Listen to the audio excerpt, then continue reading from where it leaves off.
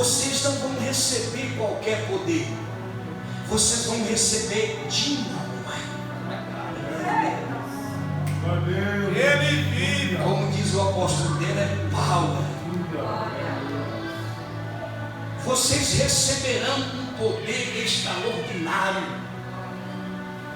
Vocês receberão uma bomba que empreste quando ingerir vocês, quando apoderar de vocês, onde que vocês passarem, vai ser como um estrondo, vai ser como um estouro. Os demônios vão ter que fugir. Eu já estou aplicando aqui para a igreja. Você não precisa entender esse mistério aqui. Deus já está falando para alguém aqui: aonde tu passares, depois desse culto de hoje, capetas e demônios vão gritar, porque você vai estar possado no dínamo de Deus. Eu vou repetir até você entender. Você vai ser tomado pelo dínamo de Deus. Aonde você passar vai ser como uma bomba, vai ser como um estouro. Aleluia.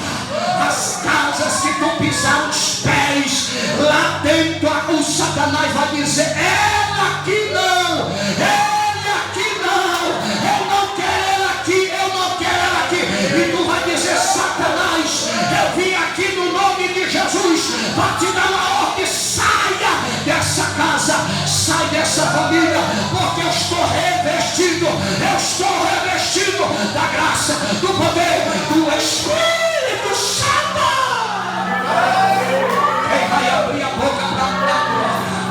Eita, raia, sai,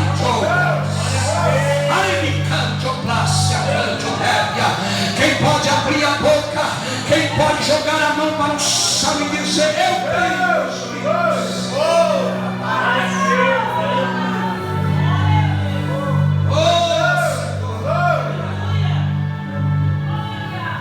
Olha para alguém e diga: mas não saia, não faça nada sem antes receber a autonomia do Espírito Santo.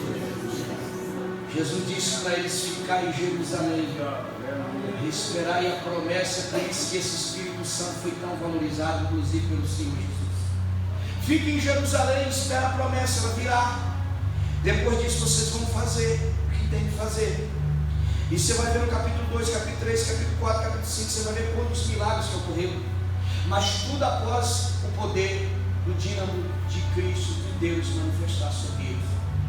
E Jesus também fala para os discípulos exatamente isso: convém que eu vá, porque se eu não for, o Consolador não virá. E é necessário que eu vá, porque esse Consolador, isso aqui é forte, ele vai ser o teu condutor, ele vai ser o teu intercessor. Olha, São Apóstolo pegou. E ele disse mais: por que que ele virá? Porque vocês não vão estar mais só.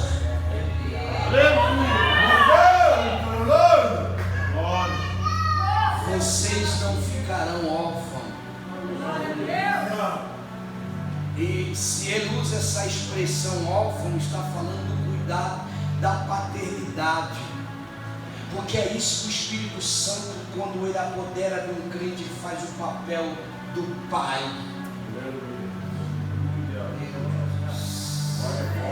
Ele vai cuidar de você. Ele está dizendo: você não tem os seus pais mortos, você tem alguém presente todos os dias na sua família. Olha para alguém e diga isso: você não está sozinho, você está muito bem acompanhado.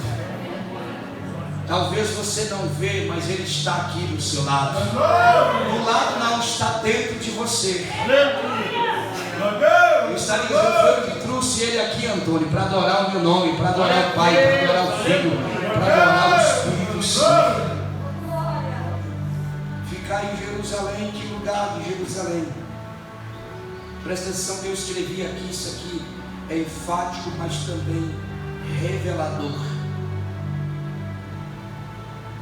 Jesus disse para eles ficarem em Jerusalém. Jerusalém só estava levando o nome de Jerusalém porque havia em Jerusalém um templo, e havia dentro desse templo um ambiente propício para que o povo, os escolhidos, os perseverantes, recebesse a promessa do Pai.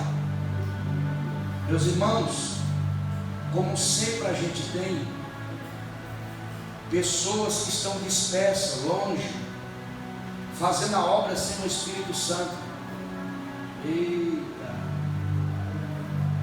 Resolveu falar que é pregador, que é cantor, resolveu fazer obra por conta própria. Tem uns que você pergunta quem te ungiu. Eu me ungi. Eu fui num monte e joguei óleo na cabeça. Deus mandou.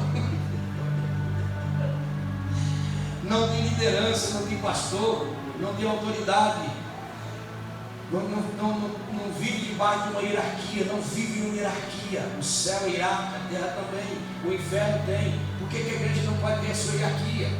Aí obedeça só a Deus. Não, você tem que obedecer a Deus e os seus líderes, porque a terra também tem as suas hierarquias.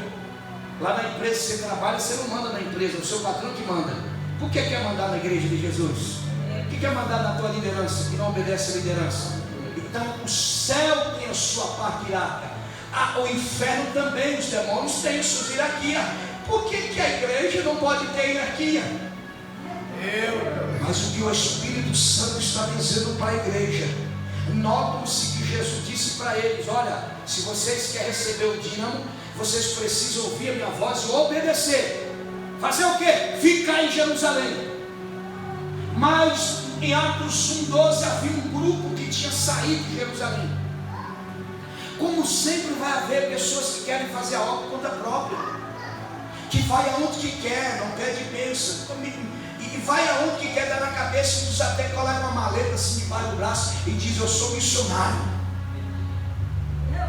porque Deus me revelou que agora a partir de hoje eu preciso viajar ao Brasil, o mundo pregando. Mas e o Espírito Santo mandou?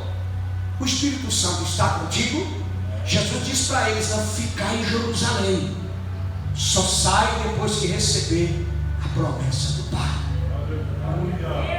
E a Bíblia vai dizer, você pode ler Atos 1:12, que havia um grupo que estava longe, estava distante do templo, estava em Jerusalém, mas não estava no lugar que Jesus mandou, porque dentro do templo havia um lugar chamado cenáculo. Diga comigo, cenáculo.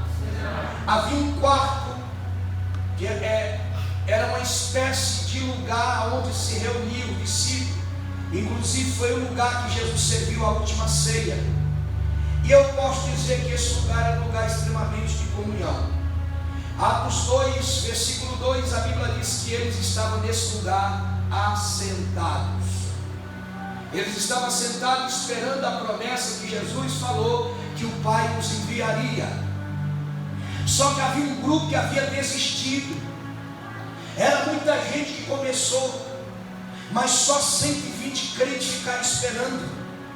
Era em torno de 500, e só 120 ficaram perseverantes, dizendo: eu não posso ir adiante se a promessa não estiver sobre mim. É por isso que a gente vê crentes fracos, crentes desviando, porque não espera ao revestimento de Deus, o poder de Deus, a graça de Deus. Está doendo, mas é para cura. Jesus está dizendo para mim e para você: não saia do centro da promessa que Jesus tem para a sua vida. Permanecei. Se tu está querendo ir por conta própria, cuidado, porque o mundo lá fora, o diabo está pronto a tragar muitos crentes, mas crente que está debaixo da promessa, Satanás não pode o parar. Crente que está debaixo da promessa, que está cheio da promessa, Satanás não pode o deter.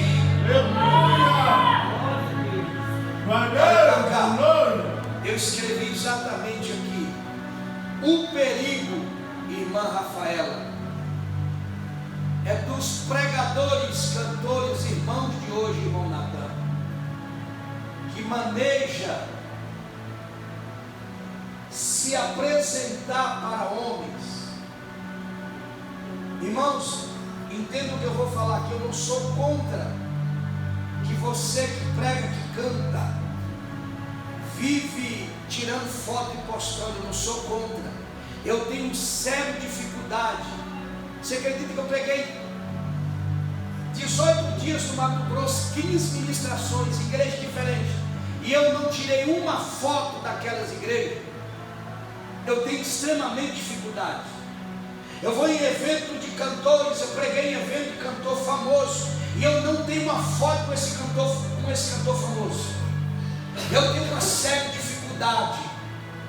Eu tenho, às vezes, até medo, temor disso.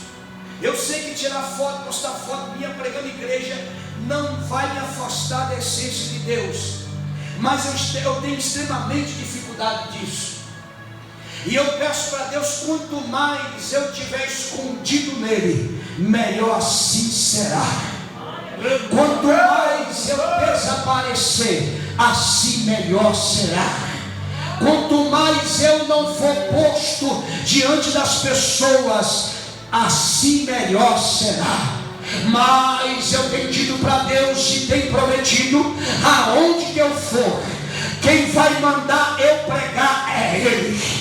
Quem vai falar na minha boca é Ele. Se eu for cantar, Ele que vai falar. Se eu for orar, é Ele que vai falar. Se eu for pregar, é Ele que vai falar. Porque a glória, porque a honra não é do Antônio. A honra, a glória é do Senhor, é do Rei dos Reis, é do Senhor dos Senhores, é daquele que te formou, é daquele que é digno de toda a honra, de toda a glória, de toda a adoração. Abre a boca para dar glória. Aleluia.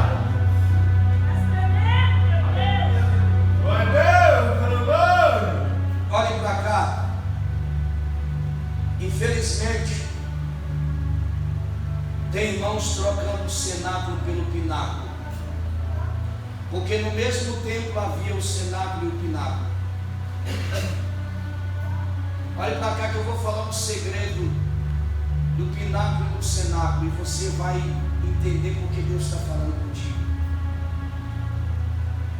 No cenáculo há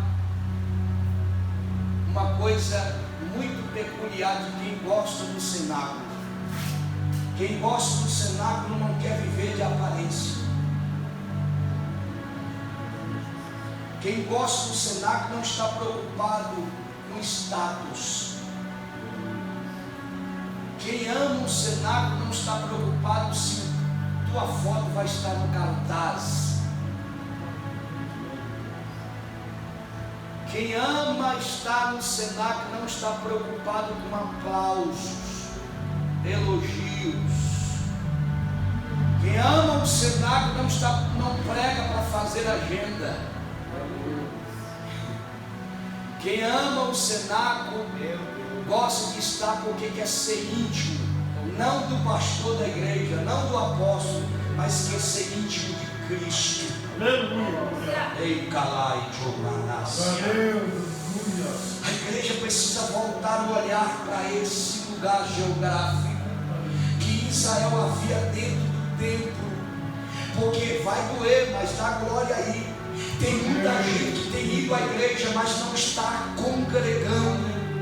Tem gente que está na igreja, mas não está congregando. Estar numa igreja só não basta. Deus chamou você para vir para o culto, para congregar.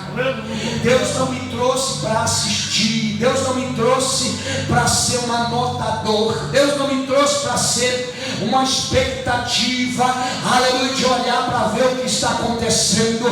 Deus me trouxe para poder cultuar. E o meu culto inclui a adoração.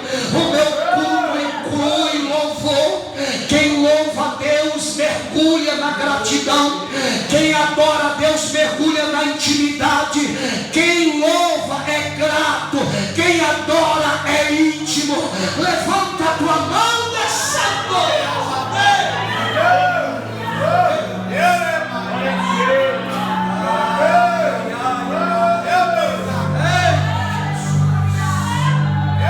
Tem um mistério de Deus aqui. A Bíblia está descendo aqui. Glória a Deus. Vou correr para a gente finalizar essa mensagem, porque está tão gostoso esse culto. O povo gosta de Bíblia. Glória a Deus. Olha para o irmão, diga: você tem uma arma poderosa, o Espírito Santo. Pastor, Espírito Santo, só tem Espírito Santo quem fala línguas. Mentira. É bem verdade que quando você tem o Espírito Santo, você pode falar línguas. O Espírito Santo tem todo aquele que entregou a vida para Jesus. Você não precisa falar línguas estranhas desde que você entregou a sua vida para Jesus. Você não precisa falar línguas estranhas para comprovar que o Espírito Santo está em você. E é esse Espírito e que Paulo diz que vai revelar. É esse Espírito que Paulo diz que vai afirmar. Que nos últimos tempos alguns iam apostatar da fé, daria ouvido a espíritos enganadores. E boa parte desses homens que apostataram, homens e mulheres, eles trocaram o cenáculo para o pináculo. O cenáculo era um lugar que se intitula no terceiro andar do prédio ou do templo. Era um quarto fechado, era um quarto mobiliado, e dentro dele havia uma espécie, como nós estamos aqui, isso aqui é um cenáculo. Havia um lugar de comunhão, partir do pão, que era a ceia. E havia um lugar de pregação, havia pregação no cenáculo. Porque tanto que Atos 2:2 vai dizer que eles estavam sentados. Sentados por quê? Porque alguém estava ministrando ali, enquanto eles esperavam a promessa. Em Atos 2, versículo 1, a Bíblia diz que essa promessa veio com uma expressão, olhe para cá para você dar glória, veio com uma expressão de repente. É por isso que a igreja precisa estar ligado. O culto não termina, só termina depois da bênção apostólica. Aliás, o culto não termina nem depois da bênção apostólica. O culto vai continuar ali dentro do carro, quando tu está indo para a tua casa, vai continuar lá dentro da tua casa. O culto não acaba. E tem gente despercebida dizendo: ah, já passou, a hora já se foi. Deus está dizendo: ainda tem a promessa. Ainda tem a promessa. Eu não vou, a profecia, levante a mão, eu não vou te despedir sem antes entregar algo para ti nessa noite. Filha minha, filho meu, tu vai levar sim o que tu vem buscar aqui nessa noite. Se tu crer, levante a mão, abre a boca para ele.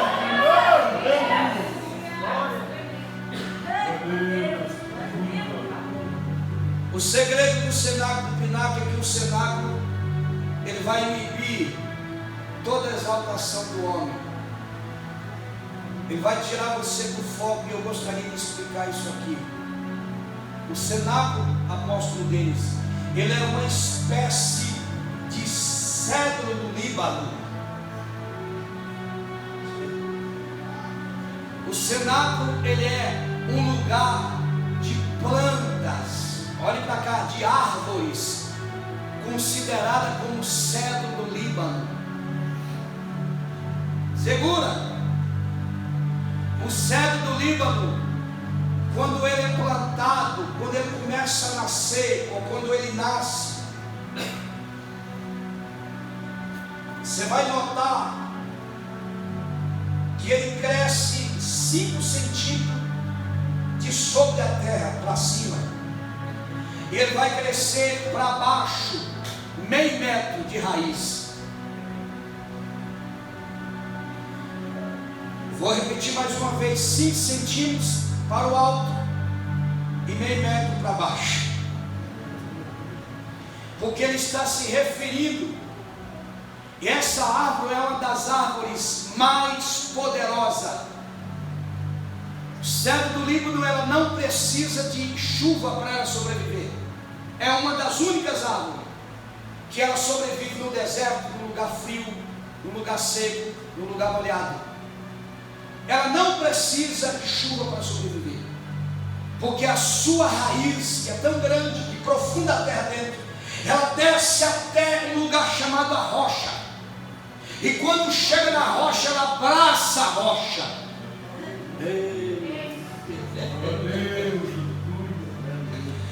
A história vai dizer dessa árvore centenária, ou essa árvore milenar, que ela desce até e vai procurar chamados lençóis freáticos, e ali ela se alimenta dos lençóis freáticos, alimentando o seu tronco. Por isso ela não precisa de chuva, porque a preocupação do cedro do Líbano é crescer para baixo, aonde ninguém vê. Alguém já pegou aí o que eu estou querendo falar. O cenáculo é um lugar de crescimento, aonde as pessoas não vão notar em primeiro ponto, porque não vai estar a sua foto no cartaz. Ninguém vai falar do teu nome, mas como diz em Atos 2:1, o de repente. Glória a Deus, aleluia. Oh meu Deus. Levante a mão, aponta o dedo para alguém e diga: de repente vai acontecer na sua vida.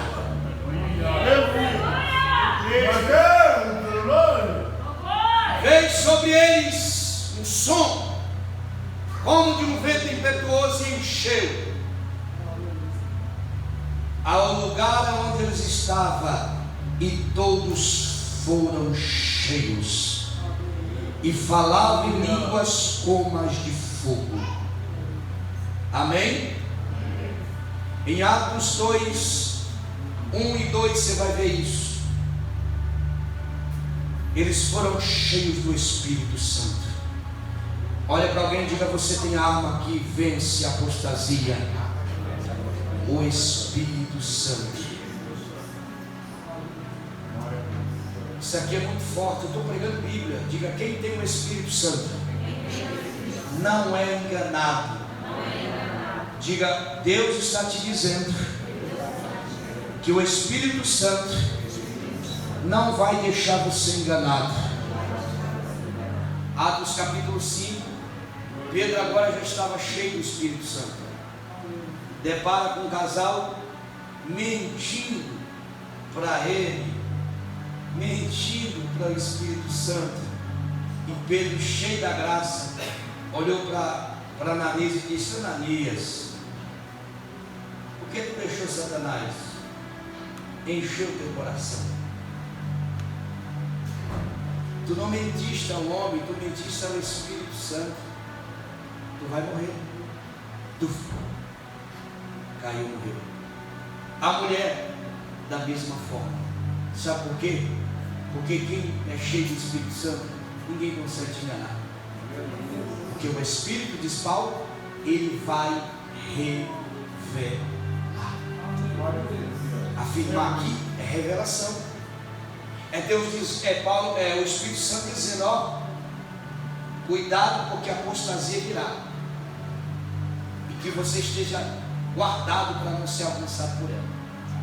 Diga: a primeira arma é o Espírito Santo.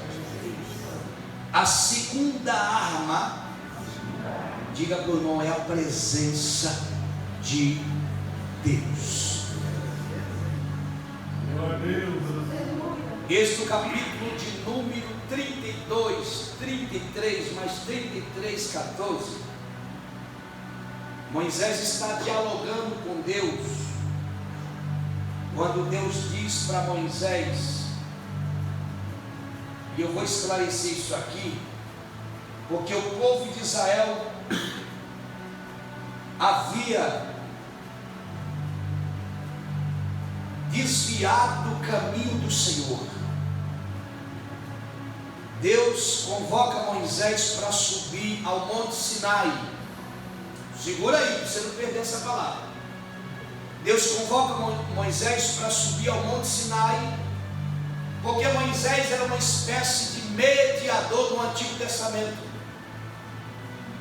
Há uma tipologia muito grande de Moisés com Cristo, porque Moisés, ele era um mediador, a Bíblia chama ele de legislador, mas ele fazia uma espécie de uma ponte entre Deus e os homens, ou os homens e Deus. Quando Deus queria falar com o povo, ele falava com Moisés. Moisés ia e levava recado ao povo. Quando o povo queria falar com Deus, o povo falava com Moisés. Moisés subia ao monte e falava com Deus.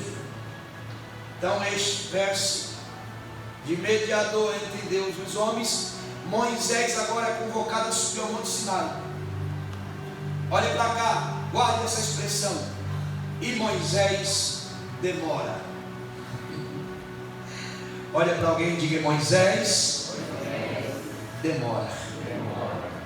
Quando o líder resolve tirar um tempo para Deus, há muitos também que vivem murmurando, mas eles não sabem o que o líder está tendo com Deus. O povo de Israel, quando Moisés sobe para o monte, Moisés demora de descer, e prontamente eles ficam desesperados, porque eles não ouviam a voz de Deus. Acabei de dizer que eles ouviam através de Moisés. Moisés agora não volta na mente deles, ele não vai voltar mais. E agora não vai voltar mais. A quem nós vamos adorar?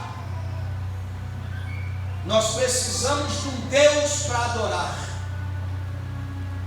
E eles pressionaram o sacerdote da época. Olhe para cá, que isso aqui é forte. Isso aqui é para nós. Pressionaram o sacerdote da época. Quem era o sacerdote? Arão, irmão de Moisés. Arão é o sacerdote. Arão é o sacerdote que em Levítico capítulo 6, versículo 8, Deus vai dizer para Moisés, e Moisés dizer a Arão, e Arão dizer aos seus filhos, para que mantesse o fogo do altar aceso. Em Levítico 6,13 ele está dizendo: o fogo arderá continuamente no altar e não se apagará. Esse mesmo Arão, que agora o povo pressiona, querendo um Deus para adorar, ele começa a tirar os brincos pingentes, e ele forma de um bezerro de ouro.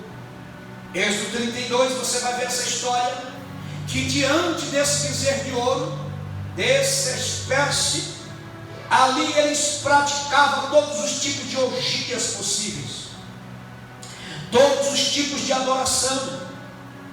Deus com Moisés lá no monte, Deus desce e fala para Moisés: Moisés, eu estou vendo lá o seu povo, desce, porque esse povo que você tirou lá do Egito, ingratos, eles estão agora se prostituindo e adorando um bezerro de ouro. Eu vou matá-los, eu vou destruí-los, mas eu vou fazer de ti uma grande nação. Oh, Moisés agora intercede para o povo diante de Deus, dizendo: Deus não vai fazer isso, e as promessas que o Senhor fez aos seus pais. E Moisés agora chega até citar os patriarcas: Abraão, Isaque e Jacó. E a promessa que o Senhor fez a Abraão, Isaque e Jacó, que a sua descendência seria poderosa, a Bíblia vai dizer que Deus se arrepende. A primeira ira que eu encontro aqui é a ira de Deus. Só que Deus diz parece até olhando para o texto que Deus está sendo irônico com Moisés. Ele vira para Moisés e disse: o seu povo. Imagine Deus olhar para nós e falar isso. Meu Deus, tem misericórdia. O que Deus estava querendo falar para Moisés ali: Moisés, você não está me dando ouvido, mas daqui a pouco você vai, aleluia, entender o que eu estou te falando. Aquele povo não é o que você pensa, não é santinhos. Desce, Moisés, porque o teu povo está fazendo isso diante do bezerro de ouro. Moisés desce. Quando Moisés vai aproximando, ele ouve um barulho de festa, de música. E a Bíblia diz que Moisés avista o bezerro e o povo fazendo todos os tipos de coisas erradas ali. A segunda ira agora que surge, a ira do homem, a ira de Moisés. Moisés fica irado, a ponto de destruir todo o bezerro de ouro, derrubar o altar. A Bíblia vai dizer que Moisés sobe de novo ao monte para clamar a Deus em prol do pecado do povo. Deus agora ouve Moisés, e Deus vai falar no singular com Moisés: Moisés, esse povo pecou contra mim, mas eu vou guiá-los agora. A minha presença não vai mais com eles, com eles vai o anjo. Contigo vai a minha presença, com eles vai o anjo. Deus fala no singular com Moisés. Moisés retruca em oração a Deus no plural, dizendo: Deus, se a tua presença não for conosco, não nos faz subir daqui. Aleluia. Eu estou falando do valor da presença. Glória a Deus. Eu estou falando do valor da presença de Deus. A igreja está valorizando muita coisa, esquecendo de valorizar a presença de Deus. A presença de Deus é maior do que o cantor. A presença de Deus é maior do que o pregador. A presença de Deus é maior do que o homem, é maior do que a mulher, é maior do que o artista, é maior do que o famoso. A presença de Deus é maior. Levanta a tua mão, valoriza a presença de Deus. Glória a Deus. Finalize e quero que tu põe de pé, dizendo: fique sobre os teus pés. Eu vou relatar essa história para que o povo voltasse a ter a dignidade, a sensibilidade da restauração da comunicação. Isso aqui é tremendo. Galera, quanto tempo? Eu tenho uma mensagem que eu prego sobre restaurando o receptor. Porque Moisés teve que ter uma prática para que fosse restaurada entre o povo e Deus a comunicação. Irmãos, quem vive desobediente a Deus perde a comunicação, perde a fiação.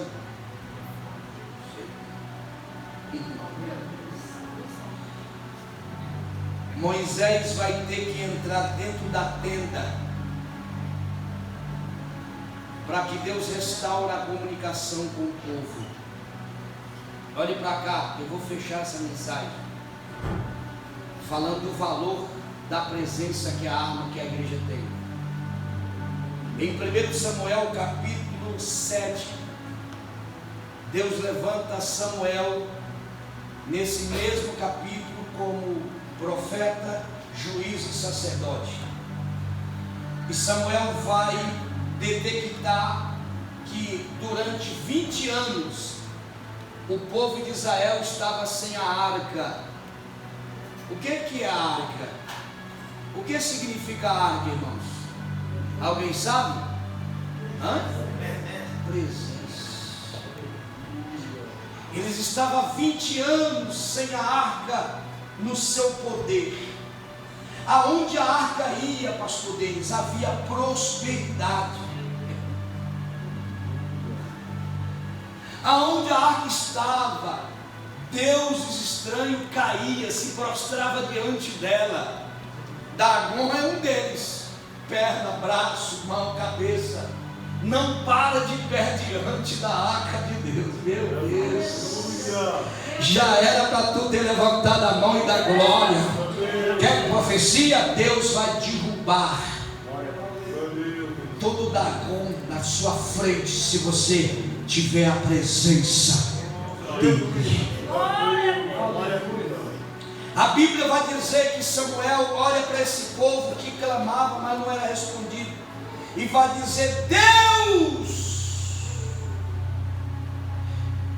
viu no meio de vocês, no meio, diga comigo, no meio, os deuses pagãos e os astarotes. Não vou nem falar disso aqui não, já por outro dia. E aí Samuel vai dizer, a primeira coisa que Samuel vai dizer como profeta: convertei-vos ao Senhor, volte para Deus. Segunda coisa, ele vai dizer: tirai do meio de vós os deuses que vocês adoram. Terceira coisa, ele disse: preparai o vosso coração. Ou seja, se eu e você querermos a presença, nós precisamos tirar urgentemente aquilo que é atrapalho para o fluir da presença de Deus. Pastor, eu senti a presença de Deus, eu não vou sentir mais. Eu não sei o que é, mas o Espírito Santo está falando com você e você sabe o que é. Qual é a invasão que tu está dando para o inimigo encontrar e roubar a presença de Deus. Mas ele sabe como ele vai curar você nessa noite. Segura na mão dessa pessoa que eu vou orar.